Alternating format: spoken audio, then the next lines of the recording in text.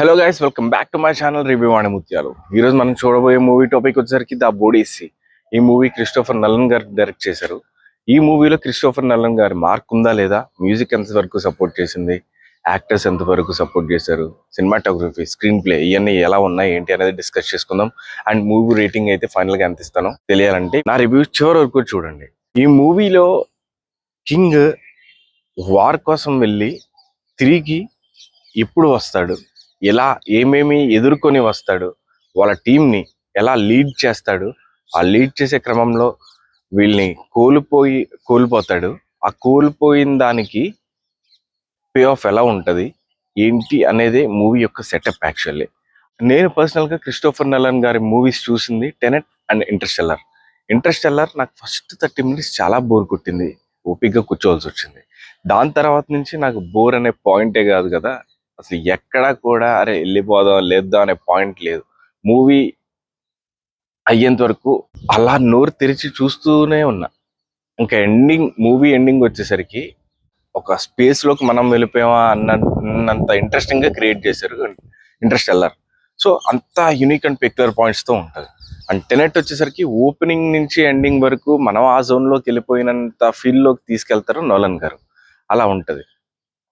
So ఈ movies చూసిన తర్వాత నేను ఇలా ఏదో కొత్త పాయింట్ ఉంటుందనే ఎక్స్పెక్టేషన్లో వెళ్తాం. బేసిక్గా ఆబ్వియస్లీ ఆ డైరెక్టర్స్ వస్తుంది, పలానా డైరెక్టర్స్ వస్తుంది అనుకుంటే మనం అలాగే అనుకుంటాం కదా. సో అదే ఎక్స్పెక్టేషన్స్తో నేనైతే వెళ్ళాను మూవీకి. సో మూవీ అయితే నాకు బాగా నచ్చింది, చాలా బాగుంది అనిపించింది. ఎక్కడ కూడా బోర్ కొట్టదు, చాలా ఇంట్రెస్టింగ్గా ఉంటుంది. ఆ డైలాగ్స్ కానీ, స్క్రీన్ ప్లే కానీ, నాన్ లీనియర్ స్క్రీన్ ప్లే అంతా చాలా బాగుంటుంది. బట్ ఎక్కడ నాకు అనిపించింది అంటే క్రిస్టోఫర్ నలన్ గారు కదా, చాలా డిఫరెంట్ గా ఉంటది రైటింగ్ స్టైల్ గానే అంతా అనుకుంటాం. రైటింగ్ స్టైల్ డిఫరెంట్ గానే ఉంటది, కానీ పాయింట్ అయితే చాలా మనం కామన్ గా చూసే పాయింట్సే చాలా నార్మల్ గానే ఉంటది. ఎడిటింగ్ ప్యాటర్న్ నాన్ లీనియర్ గా ఉన్న ఆ చెప్పే స్టైలింగ్ అంతా బాగుంటది. It's a very good movie. కానీ నలన్ గారి మార్క్ అయితే నాకు కనిపించలేదు. ఇది నలన్ గారి మూవీ అనేది మనకి ఎప్పుడు అనిపిస్తుంది అంటే లాస్ట్ 30 minutes ఒక గూస్ బంప్స్, ఆ పాయింట్ మనకు తెలుస్తుంది, హీరో ఏం చేస్తాడు ఏంటనేది తెలుస్తుంటది. కానీ ఆ చెప్పే వెర్షన్ మనకి ఒక సాటిస్ఫాక్షన్ వచ్చేలా ఉంటది అనమాట. లాస్ట్ హాఫ్ అన్ అవర్ మాత్రమే, మిగిలినంతా కూడా slow narrative. It's a slow narrative, కానీ ఇంట్రెస్టింగ్ గా ఉంటది. గుడ్ మూవీ, అందరూ తప్పకుండా చూడండి. ఈ సినిమాటోగ్రఫీ వచ్చేసరికి వెరీ క్లీన్, చాలా బాగుంటది. మూవీకి తగ్గట్టుగానే మనకి ఫ్రేమింగ్స్ కానీ అంతా చాలా బాగుంటాయి. మెయిన్ గా ల్యాండ్స్కేప్స్ అయితే చాలా అద్భుతంగా చూపించారు. ల్యాండ్స్కేపింగ్స్ కానీ, సీలో వీళ్ళు వెళ్ళే జర్నీ కానీ అంతా చాలా బాగుంటది. లైటింగ్ కూడా చాలా చాలా బాగుంటది. సినిమా టోన్ అంతా కూడా మనకి ఓ వైబ్రెంట్ కలర్స్ తో ఉండదు, కానీ ఈ మూవీ గ్రేడ్ ఎలా ఉండాలో అంత పర్ఫెక్ట్ గా ఉంది. అండ్ ఫ్రేమింగ్స్ కూడా చాలా చాలా అద్భుతంగా అనిపించినాయి. అండ్ ఎడిటింగ్ అయితే నోలన్ గారి మార్క్ ఖచ్చితంగా కనిపిస్తుంది. నాన్ లీనియర్ ప్యాటర్న్ లో స్టోరీని చాలా అద్భుతంగా చూపించారు, మనకి బాగా నచ్చుద్ది. ఒక సీన్ నుంచి ఇంకో సీన్ కి వెళ్ళే ట్రాన్సిషన్స్, మెయిన్ గా ఓపెనింగ్ లో ఈ స్టోరీ నుంచి వేరే స్టోరీకి చెప్తున్నాం అంటే పాస్ట్ చెప్పేటప్పుడు ట్రాన్సిషన్స్ బేసిక్ గా ఆబ్జెక్ట్ టు ఆబ్జెక్ట్ లేకపోతే పర్సన్ టు పర్సన్ ఇలా తీసుకెళ్తారు. In scene to scene cut చేస్తారు, అంటే సేమ్ ఈ లొకేషన్ లో ఉన్నది సేమ్ లొకేషన్ లో ఓపెన్ అవుతుంది సేమ్ క్యారెక్టర్స్ తో. సో ఆ పాయింట్ నాకు బాగా నచ్చింది. యాక్టింగ్స్ అయితే ప్రతి ఒక్కరిది కూడా అవుట్ స్టాండింగ్ పర్ఫార్మెన్సెస్. నాకు ఎక్కడ బాగా నచ్చిందంటే ఈ పాయింట్ చెప్పకుండా ఉంటే బెటర్, కానీ పర్టికులర్ గా ఒడిస్సీ వాళ్ళ కొడుకుని కలుసుకునే టైం, అంటే వాళ్ళ కొడుక్కి వెళ్ళే ఫాదర్ అని తెలియదు, కానీ వాడికి మనసులో అనిపించే పాయింట్ అక్కడ పర్టికులర్ గా ఆ సన్ చేసే యాక్టింగ్ చాలా బాగుంటది. అండ్ హీరో గురించి చెప్పుకోవక్కర్లేదు, ఎవ్రీ పాయింట్ లో కూడా స్టోరీలో అంతా కూడా మనకి చాలా చాలా ఇంట్రెస్టింగ్ గానే ఉంటది. ఆయన యాక్టింగ్ కానీ అంత సటిల్ ఎక్స్ప్రెషన్స్ తో ఉన్నా కానీ పెద్ద పెద్ద ఎక్స్ప్రెషన్స్ ఎవరి కూడా ఎక్కడ ఉండవు మూవీ మొత్తంలో చూసుకున్నా కానీ మనకి చాలా చాలా ఇంట్రెస్టింగ్ గా ఉంటది. ప్రతి ఒక్క acting clean and super. Music వచ్చేసరికి మూవీలో మ్యూజిక్ సూపర్ అనలేను, దానికి మ్యాచబుల్ గా ఉంది. It's nice. మూవీలో 2 పోర్షన్స్ మట్టుకి అవుట్ స్టాండింగ్ మాస్టర్ పీసెస్ అనమాట.